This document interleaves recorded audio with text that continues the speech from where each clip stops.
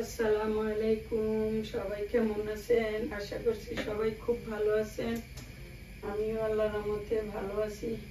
তো আজকে অনেক দিন থেকে না জমাইতেছি, যে দুধের যে সর, তো ঘি করে করে রাখছি, যে ঘি বানাবো সর করে করে রাখছি বানানোর জন্য, কিন্তু বানানো হয় না। আজকে এই যে অলরেডি বসাই দিছি, হঠাৎ ভিডিওর কথা মনে হইলো।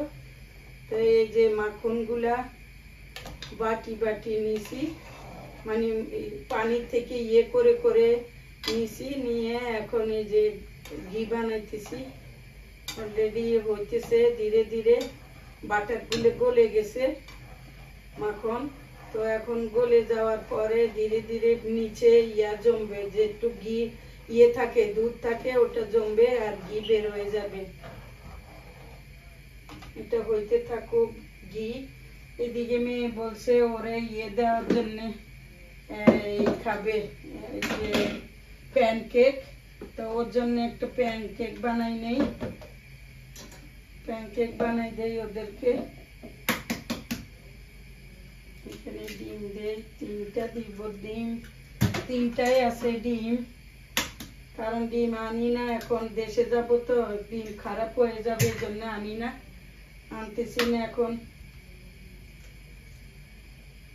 প্যানকেকটা বানাই দিব ওকে, সুগার ঢালি।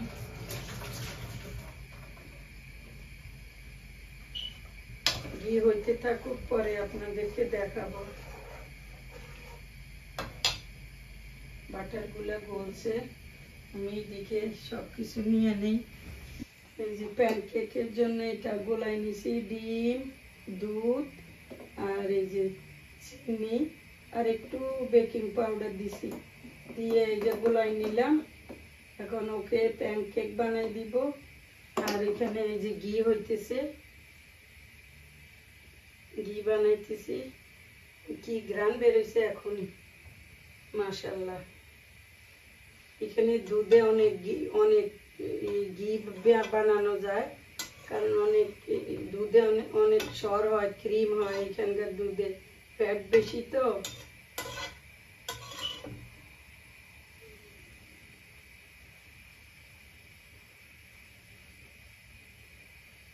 ধীরে আস্তে আস্তে করে ঘি জমাইছি, সর জমানোর পরে ওটারে ক্রিম বানাইছি, বানানোর পরে এই যে এখন দিতেছি। আমি 2 রকমের বানাই, আরেকটা ডাবল ক্রিম দিয়ে বানাই, ওটাও অনেক ভালো। এটা একটু কষ্ট,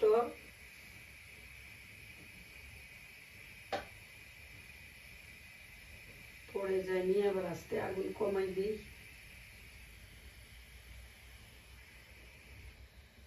আস্তে আস্তে হোক।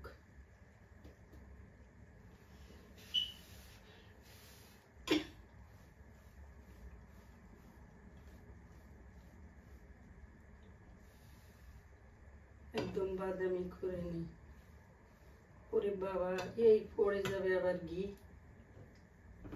একদম আস্তে আগুন দিয়ে দিচ্ছি।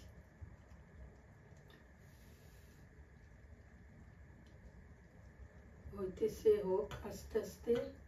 আমি আস্তে আগুনে এখানে সরাই দিই, কারণ এখান দিয়ে আমি প্যানকেক বানাবো। সিলভারে দেখলে ভয় লাগে, কারণ সিলভার অনেক দ্রুত গরম হয়ে যায়, আমার ভয় লাগে। এই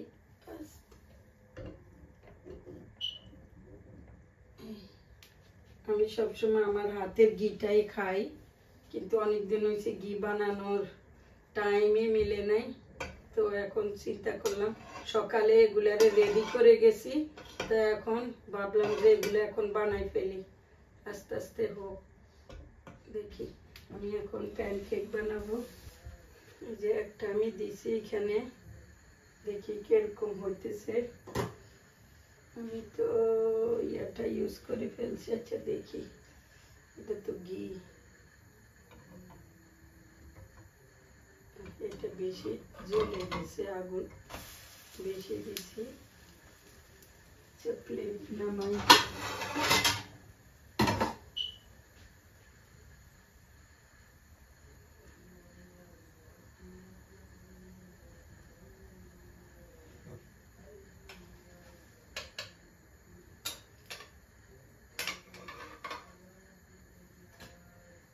যে নাইস হয়েছে, একটু ঘি দেই।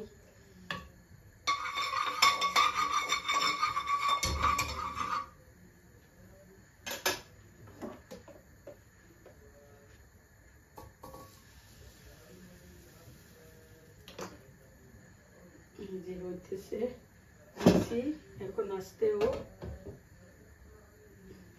আস্তে আগুন দিছি। এই যে নাইস প্যানকেক, সুন্দর করে প্যানকেক একটা একটা করে বানাই নিব, বলতে থাকুক। এই যে প্যানকেক গুলা বানাই দিলাম ওরে এক এক করে, রুটির মতো বানাইছি, আবার এমনিও বানাই দিছি।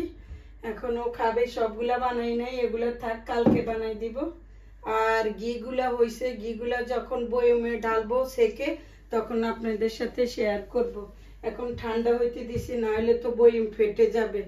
তো এই যে কেমন হইলো আমার প্যানকেক, তো খাক। এই যে আমি দেশে যাব, কি কি শপিং করছি, কয়দিন আগে আসছি তো এই জন্য এতটা শপিং এর দরকার নাই। তো অল্প একটু শপিং, অনেকগুলো করছি শপিং, ওগুলো শেয়ার করা হয় নাই। আজকে এগুলা কেনার সময় ভাবছিলাম আপনাদের সাথে শেয়ার করব, কিন্তু আমার মোবাইলের চার্জ চলে গেছিল, সেজন্য আর করতে পারি নাই। এখন আপনাদেরকে দেখাই। এগুলা আমি এই যে গিফটের জন্য কিনছি, যে বাংলাদেশে যাব গিফট দিব, কাকে দিব গিফট, সব কিছু আপনাদের সাথে শেয়ার করব। তো এই একটা কিনলাম, এটা হেভি। আর এই একটা কিনলাম গ্রে কালার, এটা শিফনের মধ্যে সুন্দর। তারপরে যে এই আরেকটা, এটা হালকা যে pink colour, bubble gum pink, nice colour, এটা মিষ্টি কালার। তারপরে এটা এই যে জলপাই কালার, সুন্দর অলিভ কালার, এটাও কিনলাম। টোটাল কয়টা কিনলাম দেখাই। এই যে এই আরেকটা কিনলাম পেস্ট কালার, সিএল ব্লু। তো এই একটা, দুইটা, তিনটা, এই যে চারটা, এই একটা পাঁচটা। তো কালারগুলা কেমন হয়েছে, ড্রেসগুলা কেমন হয়েছে দর্শক অবশ্যই কমেন্টে জানাবেন আমার এই ড্রেসগুলো কেমন হয়েছে, আর কাকে দিব, কোথায় দিব, কাকে দিব, সব কিছু আপনাদের সাথে শেয়ার করব। তো ভিডিও আজ এই পর্যন্তই। সবাই ভালো থাকুন, সুস্থ থাকুন, আরেকটা নতুন ব্লগের সাথে থাকবেন। তো আল্লাহ হাফেজ, আল্লাহ হাফেজ।